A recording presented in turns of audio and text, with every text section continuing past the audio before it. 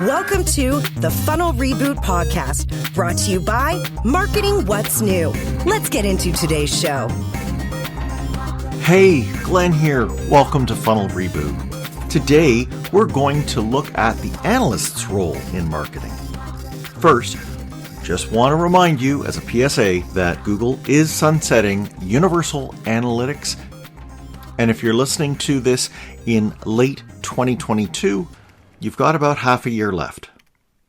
You've likely got emails from Google or seen a notification atop the analytics interface when you log in. So they're telling you that you need to allow time and resources to migrate onto GA4. Let's go to today's show. We had to see it coming. We marketers have been getting more and more data from the days of on-premise CRMs and site logs, then the marketing SaaS products and API calls that allow data to be piped in all directions. We're now in a world where there's data everywhere. And it goes without saying that we need help making sense of all this data. Most marketers wouldn't consider themselves natural statisticians, though. Enter the analyst, who knows how to wrangle, normalize, and visualize those data points, and maybe even get them cleaned and dressed for dinner. There are marketing teams who've got analysts on board, but it isn't industry standard practice just yet. Some leaders in the analytics community are making the case elegantly of how this is a role that'll help marketers. And I'd count my guest today as being a vocal advocate for why we need analysts. In his day job, he is Senior Director of Analytics at Search Discovery. But that only scratches the surface of all that he does. He's also a perennial conference speaker and writer on many topics in analytics. To me, he typifies how one can be a digital analyst despite having a non-analytics background. In his case, he obtained an architecture degree before entering the field. Joining me today from Columbus, Ohio, let's hear from a man who some call the quintessential analyst, Tim Wilson. I'm really glad to welcome Tim Wilson. Welcome to the show, Tim. I'm thrilled to be here. Thank you so much. Would you help our guests out by telling us a little bit about who Tim Wilson is? Sure. So I'm a professional analyst, I guess. I've been in the digital analytics world for about 20 years at this point. So have kind of gone through various iterations and probably have some blame for some of the missteps that the industry has taken, but over the course of the years. But I started out my career kind of in-house. And by saying that I started in-house means that I must be in consulting now, because those are the people who refer to client side or in-house as being the other.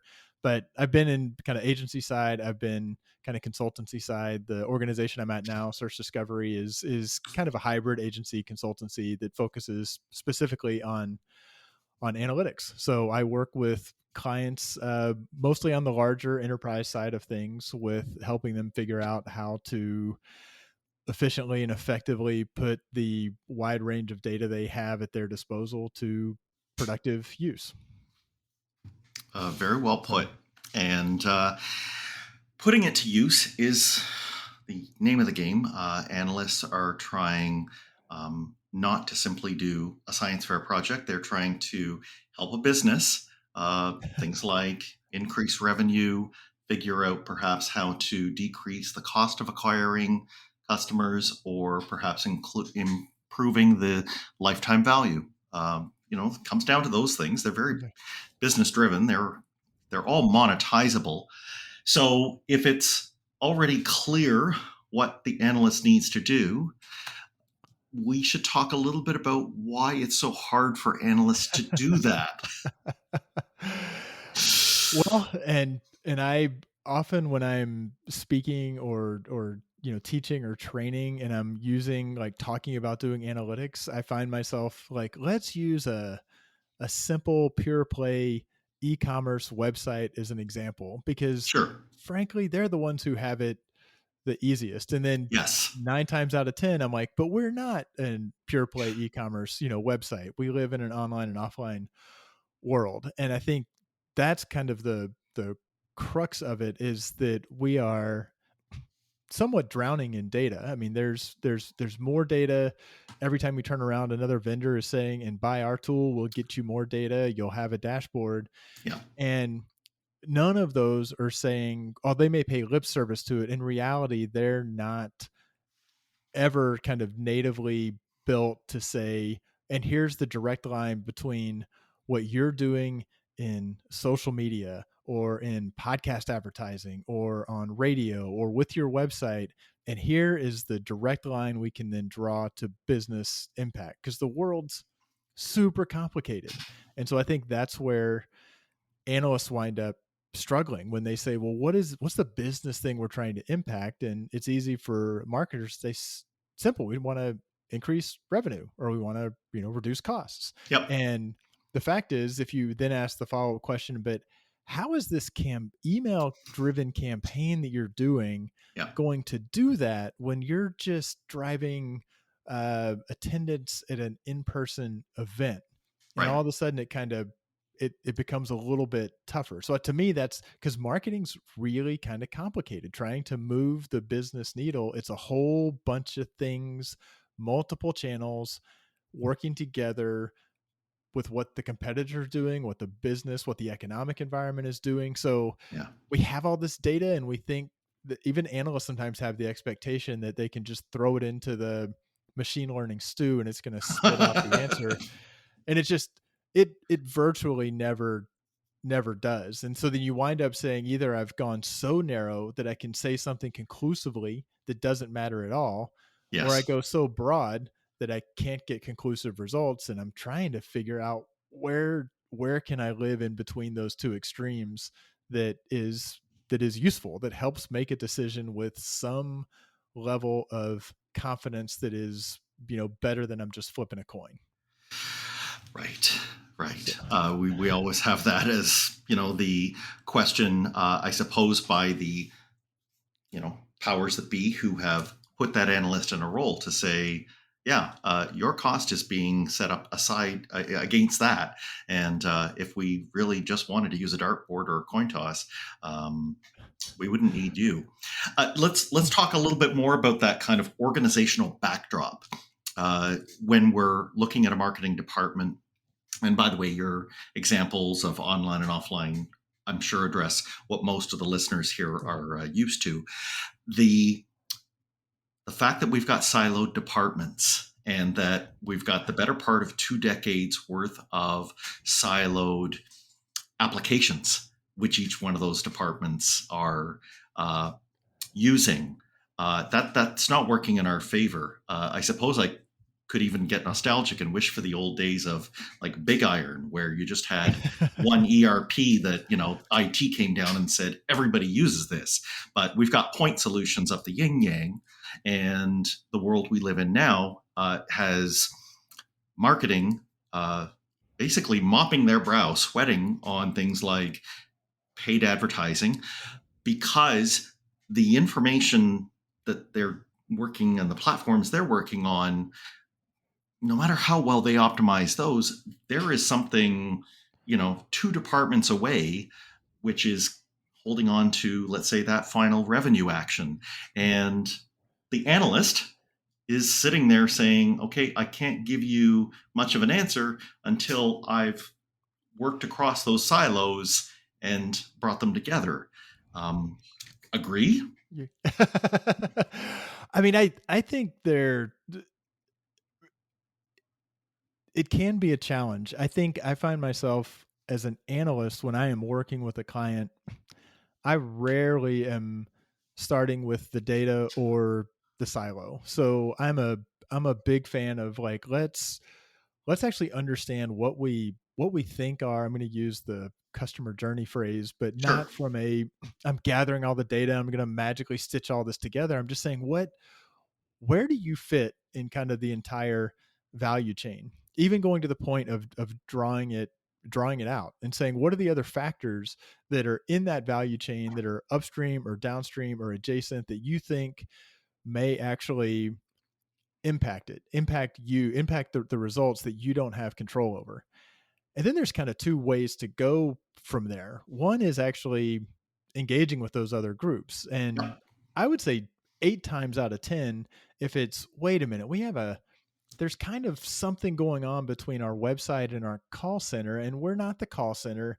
But if I can find that one person in the call center who's sitting over there saying, well, we're just the call center, but we're getting complaints about the website, but I'm not responsible for the website. Making those connections, like I have seen analytics be the, well, hey, let's come together, not try to solve the entire enterprise, but certainly let's draw the circle a little bit bigger, and establish those relationships and say, hey, can we collaborate? And it's fine, you can't give me access to your system, but you can do an export, and that's kind of all I need. And hey, we can key this together, and let's make this a collaborative thing where we might be able to find something. So that's kind of one avenue of pursuit. And then the other is that, to me, it's really only been the last 4 or 5 years that I've gotten as deep an appreciation for experimentation and randomized controlled trials. But if within your silo, if you're trying to optimize just your silo,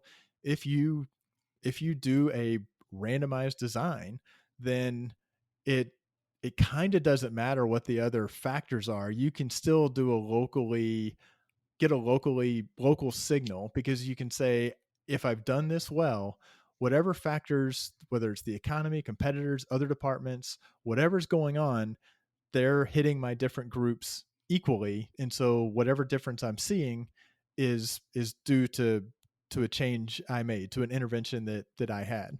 So both of those are ways that a lot of times I feel like analysts and even sometimes the marketers that are working with them struggle to operate in. An example, I've got a quick service restaurant, large chain, and boy, our client owns one portion of the website. And if I ever think of a case where there's an offline to online, it's QSRs. Like it's you could be doing stuff in digital that totally drives somebody to drive up and order a burger at your drive-through. And we said, well, do we want to figure out what your paid digital is having an impact? Like, we could do that as an experiment and probably really figure out if there's any impact and get really into those media channels and figure out what works. And the response is very much, nope, I just own this portion of the website and the traffic getting to it. And that's enormously frustrating. And then separately, I'll say there are analysts sometimes who say, I have all of the access to the data. I know how to get the data out of Adobe Analytics or Google Analytics or Snowplow, whatever it is. And they therefore say, that's my data set. That is where I'm going to go try to answer every question, when that may not be. It may be a case where I'm presupposing the needle is in that haystack. Yeah, I'm saying I'm going to take that historical data and that's what I'm going to use, because that's what I'm comfortable with. And I think that's a challenge as well, that it's like, that's the traffic. That's where the street lamp is. So that's where I'm going to look for my car keys, even if I dropped them walking out of the bar. So you're favoring, more of, I guess, what I'll call a loose, you're perusing several different opportunities as an analyst to add value. And so let's go back to experiments, because that's a good one. I guess embedded in that, we have to be honest with ourselves. An experiment always has that, all else being equal piece to it, right? So I am going to try and do something different in this little area, see if it makes a change or if I detect a change.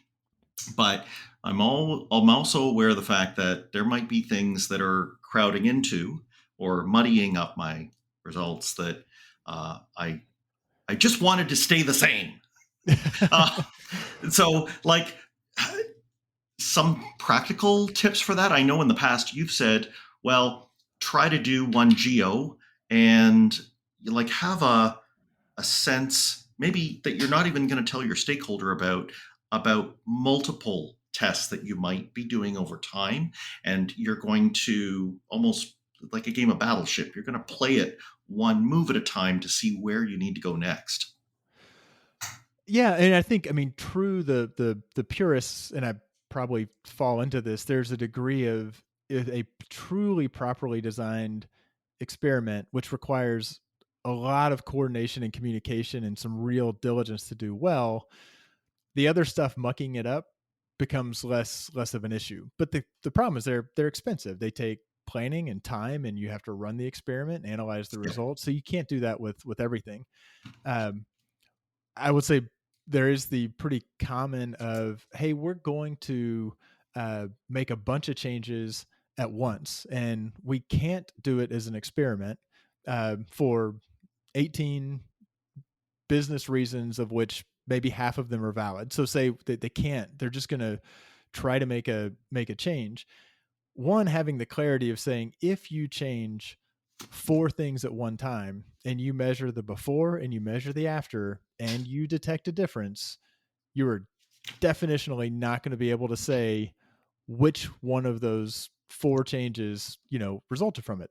That may be fine. You may say, well, we're rolling out all 4, but that gets back to the more you can think about it up front, the better off, and say, okay, are we good with that? Or do we really need to make, run this one piece as an A/B test for 2 weeks and then roll out this other thing and then do that as kind of a pre-post, which is noisier? And then can we stagger it to try to get a signal? Or if we have to do it all at once, then recognize the trade-offs. And those trade-offs, it may be fine. We're going to always do these 4 things at one time. So it doesn't matter if we can't tease apart the impact. Yes. Or we do it, we want to measure the impact of all 4 of them together. And you know what? The next time we do it, we're really going to want to hone in on, just this one specific channel. Okay, well then we'll do that the next time.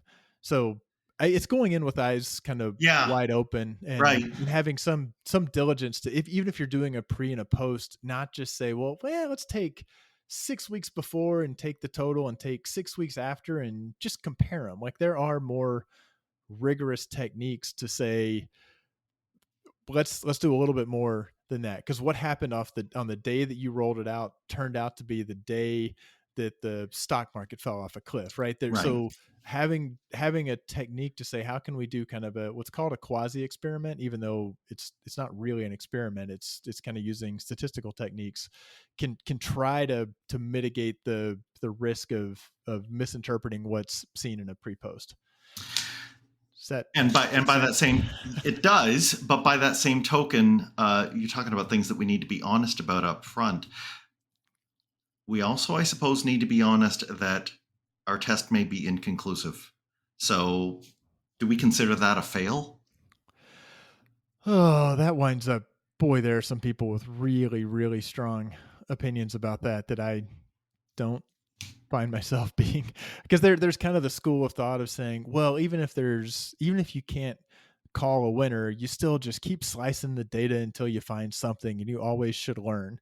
Or there's the other extreme that says, well, if the tests are inconclusive, generally that means you didn't reach, confidence in saying that there was a difference. Well, that still is something. And I would say that happens a lot, when somebody's saying, we're going to make this reasonably minor change, and we're hoping that we're driving a change to the bottom line. And a lot of that is sort of trying to kind of coach them, saying, really, the classic, you're tweaking the button color, do you really think that's gonna, but if they take a little small swing and you say, well, you took a little tiny swing and it looks like the ball just fell in front of the plate. Well, you weren't going to learn a whole lot. So yes. So I tend to think that, even the learning is like, well, maybe we should be doing bigger things if we want to find a winner and a loser. Yes. But I will say that there's also the piece of just saying, what is it you want to do? Like, are you trying to grow your database? I was just going to say, if the analyst is running amok here, they can be doing analytics that's garbage. So you also have to, square it with, okay, well, did that little bunt that we had off of home plate there, did that actually move towards a business objective? Because neither of us are saying that you should just let analytics say, do every kind of test all of the time. And let's not worry about whether it actually helps us drive the business. We're not saying that. Right. But I think there's a whole role for the analyst of just helping, and I refer to it as performance measurement, that if you're planning a campaign or an initiative or a project, and you marketers have a tendency to not set clear key performance indicators with clear targets. Because they're scared, right? They're like, I'm so used to having all this precision in the historical data, and you're asking me to predict the future. So there's to me, another role for an analyst to say, but wait a minute, you're about to spend $50,000 on this campaign. You're going to spend in multiple channels. What is it you're hoping to achieve that isn't, maybe it's not going to be a revenue moving the needle on revenue, but have you really articulated what would like to be able to tell an executive who said, we just spent $50,000. What did we get for it? Chances are they're not going to want to hear that you achieved a click-through rate that was above benchmark. So I think the analyst can play a role with, what is it we're really hoping to accomplish? We maybe have a lot of moving parts in this activity, but the analyst can say, okay, right now we haven't started spending the money. We're as objective as we're going to be right now. So let's talk about what we think success looks like. Help get to 1 to 3, maybe 4 true key performance indicators. Put a stake in the ground, even if it's a range of, if it falls somewhere between X and Y, we would consider that successful. And then the analyst can be the one that comes back later and says, okay, objectively and quantitatively, here's the result. That has nothing to do with why you achieve that result, but I think that's fine. Like if I said, here's $50,000, at the end of the day, we're hoping we have, 400 people show up for one of these 3 webinars, and you got it. There's an opportunity to kind of dig in and do some learning, but the fact is, we don't need to go explain why. If we spent this money and we got this result, then there are people who use the same methodology but do care about the why, and they're in academia. So let's let them do that, right? If they want to figure out what the next drug therapy is, that's fine. But you're right. There can be a why within that this is what we're going to do, but we feel really uncomfortable about the fact that this is going to be the first time we're going to run. I'll go. You and I both have a bit of a passion for podcasts, so I'll say I'm going to try podcast advertising. It's new, so I have a gut feeling based, and done some research, and I think podcast advertising is going to be an effective way to help drive attendance at this webinar. Okay, I want to learn now. That means as part of the execution of the campaign, is it an experiment? Is it a way that I roll it out? I mean, am I trying to validate a hypothesis that works? I can do that within the same context of, at the end of the day, did I get 400 people watching the webinar or whatever that KPI was? So a lot of analysts and even a lot of marketers, there's this world of like, give me the monthly report, give me the results, tell me how we did, and give me some insights and recommendations. And it's always this, it lacks kind of discipline and structure to a clarity of, well, a month ago, what were we saying good looked like? Because then that becomes the first slide in the deck. This is what we wanted it to achieve, and we hit it or we missed it or not. And if we missed something, maybe that's where I want to focus on, maybe getting into the why, but it may be kind of limited as to whether I can fully explain that. Don't think the data is just going to magically tell me how this whole stew of activities all interacted together and can chart the way forward. Like, it's just the data doesn't work that way. That was soapbox 43 from Wilson.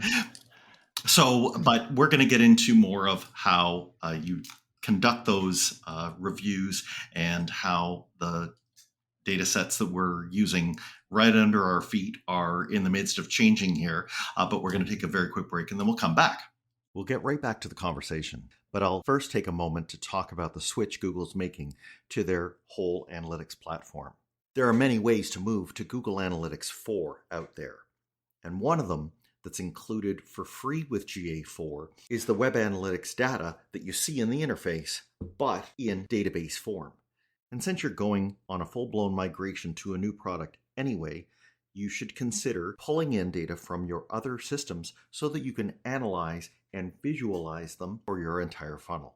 Now, you're going to have to learn some new things here, but you don't have to be overwhelmed by it when you have an expert personally guiding you. I'm going to be having these GA Fast Forward workshops as 2-day sessions where attendees leave with actual dashboard reports that show stakeholders the data that's tied to their business performance.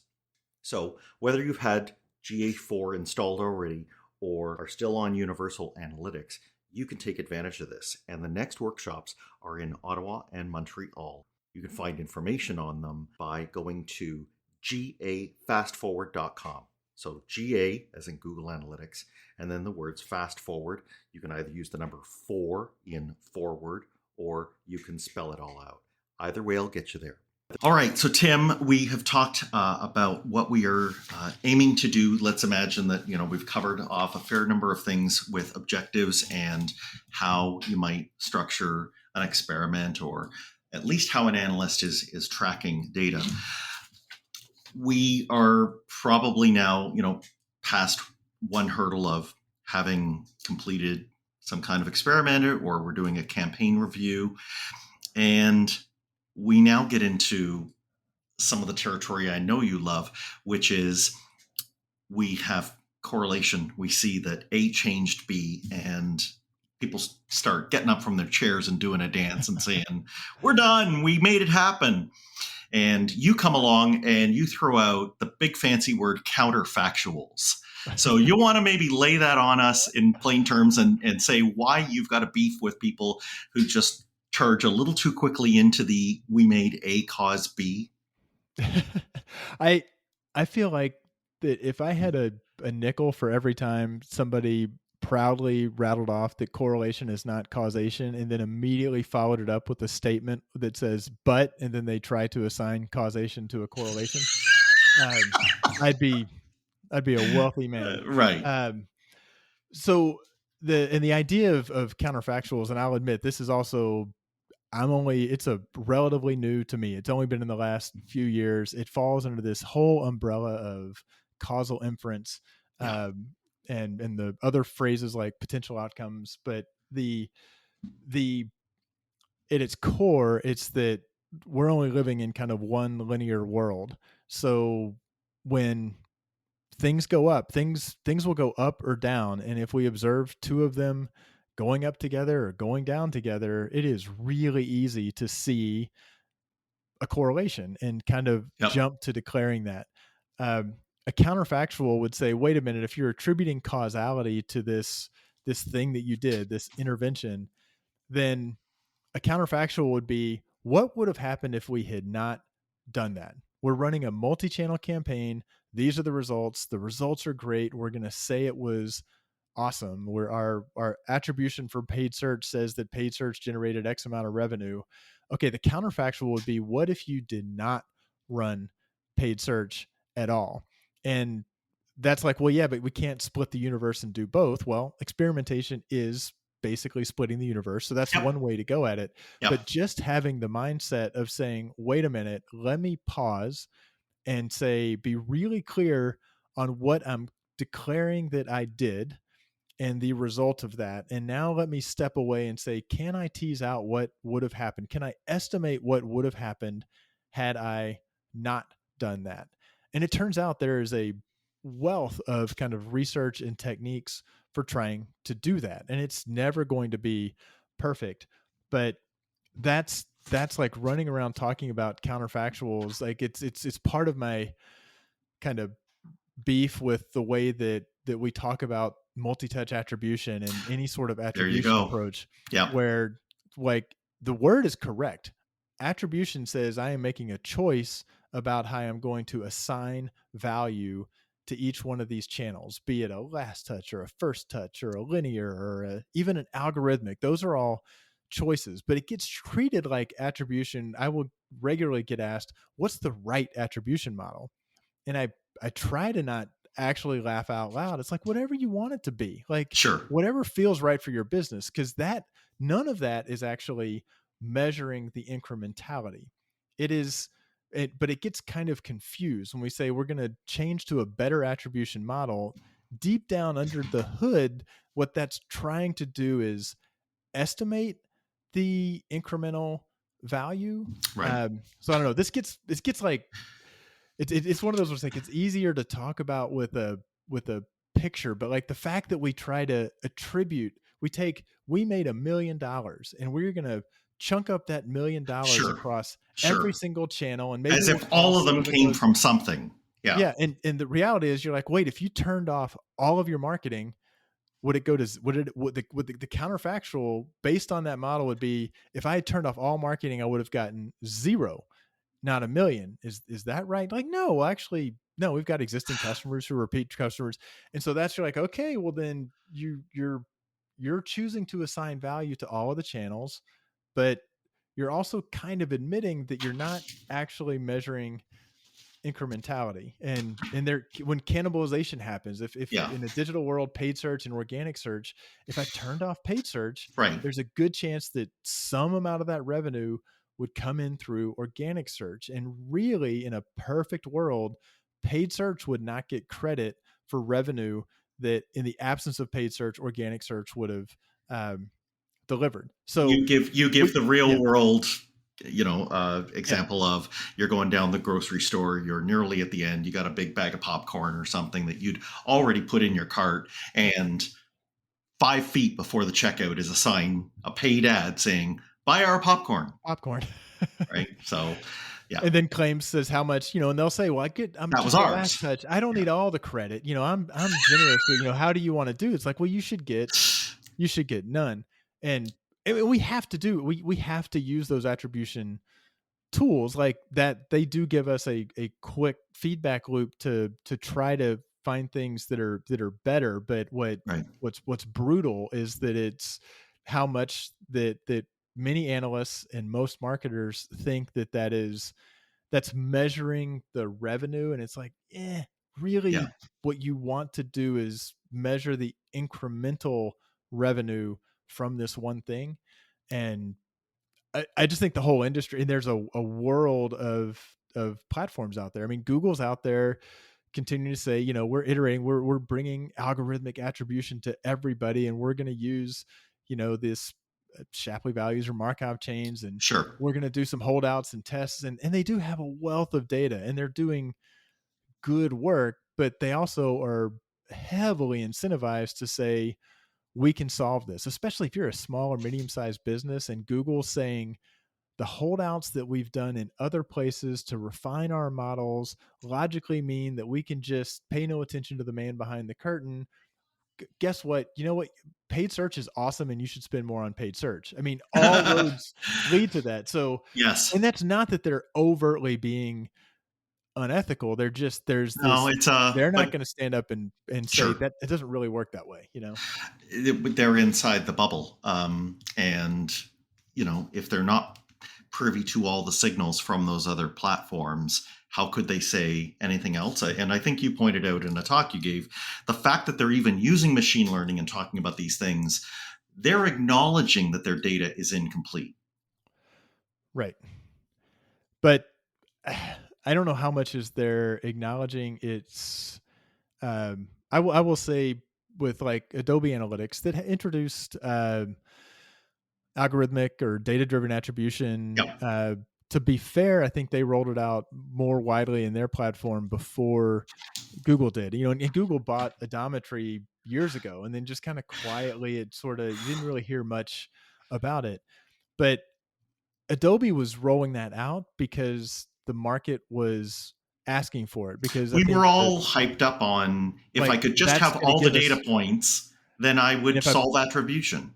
And if I put it into the machine will objectively spit it out. And that's kind of the comical thing, is like, that's this idea that there's like, oh, if I built a machine learning model than there is the one right model. And pretty quickly you get into even a simple linear regression. There's lots of choices you're making along the way. So it's way more, there's way more art involved, and there always will be. And although we keep thinking that, oh, if we get the next set of GPUs cranking on it, Sure. it's going to just find the magic model, but it just makes it more and more black box and less explainable, and there can be kind of poor assumptions in it. So I think a lot of times the vendors are saying, oh, if we put this label on it, then people will just feel better. The marketers they now have something they don't understand. So that means that they can believe in it. It's easy to beat up on last touch attribution or first touch. You can all day long with a heuristic model talk about how it's got flaws. Well, when it's a data-driven model, all of a sudden you've shrunk the pool of people who can understand the math and logic that went into it. But we're kind of more comfortable with kind of blind faith. And well, some data scientists, I'm sure the data scientist who's never heard of my business and is trying to solve this problem for 100,000 organizations at once because that's who Google is serving. Right. I'm sure what they've put into that is absolute providing you with accurate truth. Wow. I mean, it's just lunacy to blindly operate that way. We have enough, I'm sure, Monty Python fans among us who might appreciate that we could all be taken up by the machine that goes ping. Yeah. Right. Just have it in the room, okay? Yeah. And I suppose, so a number of the things that you've been talking about, I think an analyst could take those and say, all right, so Tim has helped me figure out how to keep my foot out of my mouth and not to say, so many of these things, and knowing that there's even less third-party data that's going to be available to us with cookies gone from browsers and such, and new GA regimen.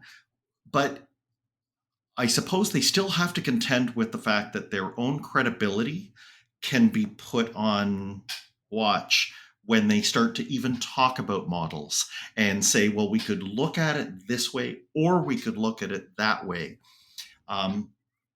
Maybe this is where we need to bring our directors and C-level people along with us and help them understand that is really how you ought to look at things, in a probabilistic world. Yeah. But in the short term, those people are like, well, it's black or it's white. Why are you giving me gray? So is there anything else that you would suggest to an analyst that they can help to square this circle of, explaining there are some factors here that I'm not bringing into it, but I'm relatively sure about these things. So, and it's funny, I've definitely become the guy who when I first was kind of working with statisticians, this was before we were calling them data scientists, and I was I was in an analytics role, and I was getting pretty worked up and irritated with the people who had much stronger training that they just couldn't give me a straight answer. Everything they told me, they waffled on. Yeah. And I'm like, now I want to go back to those people and say, I'm so sorry. Like I was, you're right. So I think there's part of it is, I think the analytics industry writ large, or whoever can get out there, I am much happier speaking at conferences to marketers as an analyst, because I think it does come with there's a demand problem that if there is somebody popping off with, I demand that it's black and white, it's going to be tough. And there are things you can give them that are black and white. You can count history and say, this is black, and these are the 3 caveats to it, but I'll make it black and white, really clear that it's incomplete and this and this and this, and there's nothing I can do about it. Yeah. Much, much better for them to be a little bit more, have a little deeper intuition that I'm trying to make a decision. I want to stack the deck in my favor, but there's a lot of uncertainty. And how much uncertainty have I reduced, and to what degree, and how much am I worth investing to further, reduce uncertainty? That's kind of the long play, but there's an opportunity to try to help the marketing organization get to that. And maybe even the finance team, right? Because that's when the marketer's getting hit up by the CFO, and the CFO's like, I've got to do hard counts. Yeah. But even with CFOs, you go to them and say, you ever tried to like tell me exactly what our revenue was last month? Like, even in finance, revenue Yes. recognition gets super squishy. So there are parallels. We like to think that accounting is cut and dry, but there are decisions and squishiness there too. So that they can be communicated with. Yeah. The flip side to me is representing uncertainty in a way that it's not threatening and it's kind of there. So I'm a big fan of like, here's the bar chart. I'm going to put some error bars on it. And you may look at it and say, well, that's not cool. I'm used to seeing a bar chart that's a hard number, but you put error bars on it. Okay. I'm generally understanding that there's a little bit of slop in what you're Sure. telling me. And you can likely explain, why that is. So I think there's a lot in a data visualization and a communication to say, how do you Yes. walk that line of saying we can most definitively say X, you know what? We just can't say Y, the letter Y, not the Yes. Yes. Yes. WHY. Yes. And try to say where can I not make it clear that it's not it may be a lack of time. If you would like me to go back and spend Right. more time, Right. fine. It may be the realities of, I use the phrase like, these are the physics of the internet. I can't change the physics of the internet. I can't have perfect visibility into everything. I can't change that. If you're demanding your analyst do that, well, then I'm not the analyst for you, because it's not reasonable, and I'm not going to just, make stuff up. So it is tough. I think it's some of the most fun and fulfilling is working with stakeholders and clients and helping kind of move them along that path, and then elevating the discussion to what are the big questions? How can we inform the answers to those questions and kind of grow? The most Yeah. frustrating thing is clients that just don't want to listen, and they just want to, demand that they get their monthly report that has insights and recommendations. And why are you asking me what my strategy is and what I'm trying to achieve? You're just the data person. And there's still a lot of people out there who that's how they, you bite your tongue and you smile and you spit out a chart and say, at some point, I'm going to quietly quit on this client. I will continue Sure. to deliver what they ask, but we're going to automate it. We're going to make it efficient. And when I've been a smaller or more of a closer to a sole practitioner, those are the clients that I don't re-up after a year or two. Yeah. It's like, Yeah. you're not getting any value out of me. I'm not the right fit. So Yeah. I would say, I can say this because I've had sales roles in the past. If you are working with people who are looking particularly at things that turn to revenue, they may be fixated with the individual data points. And, the analyst can be frustrated saying, well, we're trying to learn at an audience level what's actually resonating with people. So yeah, you got to fish or cut bait in those situations, and they will be driven there because, as we're seeing with demise of cookies, they're not going to get to know who the individuals are. And so things like your error bars on the chart, they will start to appreciate, I hope. Well, directionally, it's still going in that direction. So that means I can let go of the individual company names. I don't have to worry that level. Analysts a lot of times are like, I'll just kind of, I will show that I'm valuable by putting in more, and I'll put 2 decimal places. And so that's the like putting in less, there's less for them to get fixated on and debate with. But also the analyst does have to empathize with the marketer's situation. I mean, a past funnel reboot guest, semi-professional hand model, like fellow Ottawa resident, Jim Kane. I mean, he said this years ago. He was like, look, analysts don't do anything. And I pull that out probably every couple of months, because his point was analysts are rarely the ones making the business decisions. So you have to recognize that whoever you're supporting and working with, they are on the hook to make decisions and show results. And your job as an analyst is to support them in that decision making. So it's not particularly valuable to just throw your hands up and say, well, they don't get it, or I don't know why they're asking me for that. That's not Right. reasonable. Like that's the job. Your analysts are more often than not, they're just cost centers. So it's great if you're a profit center, you got more pressure on you, but it's it does sort of force you to say, what am I doing to deliver value? So Yeah, or we're all the way back to your comment about collaborating. If I am in one of those accounting buckets, then the more time I'm spending, you know, more on the revenue side, or I'm bridging between the cost and the revenue. I'm showing them all how to do something, and that is my value. My value is derived from what they get to do, and we'll all celebrate at the end. I'm not going to worry about getting the credit for it, credit. but Yeah.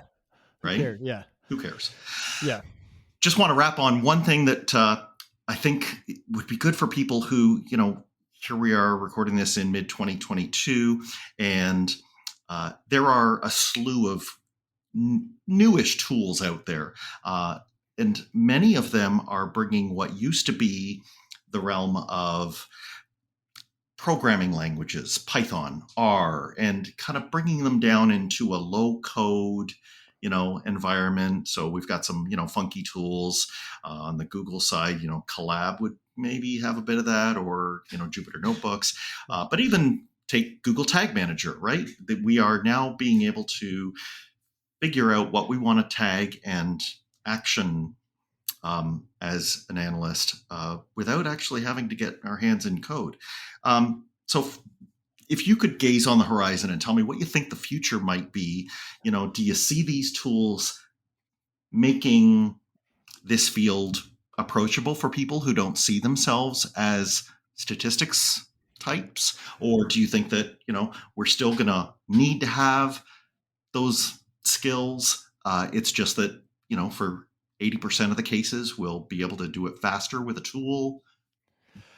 I think that analysts who, and I'm definitely biased because I went through kind of a painful learning R. I thought I was going to spend a holiday break doing it. And it took, more like 2 years. And I love it. And I barely loosely know Python, and my SQL is at best like basic. Yeah. But if somebody wants to be an analyst and they say, I'm just going to wait for the tool that I can bring in, I think it's a long time before the low code or the no code really actually works on that front. And I failed to hit mute. So because I think there's something to be, when it comes to working with a programming language and working with data, anytime we're working with data, it's rare that we're saying we're going to take the data and we're going to get to the answer. We usually say we take the data, we got to filter it, we need to combine it with this other thing. It's kind of a sequential process of how we work through the data. And to me, having to have the intuition around what am I really doing with the data. If I ask an analyst, if they say I use Excel a lot, and then I ask, well, what do you think about, VLOOKUP or pivot tables, riff on either one of them. And if they say, and I've had this happen in interviews, they're like, ooh, never heard of VLOOKUP, and pivot tables confuse me. And I'm like, well, you're going to be kind of screwed, because even if because Excel's a no code environment, but you're still got to be thinking through what are the tables, what are the rows, what are the columns, right? How am I rolling up or slicing or drilling them down? So I think my fear is that if you move too far away and think the tool is just going to do it, just point it to your data set. You can take, and I've watched like colossal mistakes get made there's a platform out there that says, we'll do machine learning for you. Just point it at the data set and press the easy and button. We'll go and we're going to do this kind of auto ML thing. Yeah. And literally they were doing a live demo and they were trying to predict, let's just say they were trying to predict, but they were trying to predict the incidence of a particular disease in this data set. Okay. And the number one variable that came out of that model was whether or not the person had the disease. And it was not 100% predictor. So two things went wrong.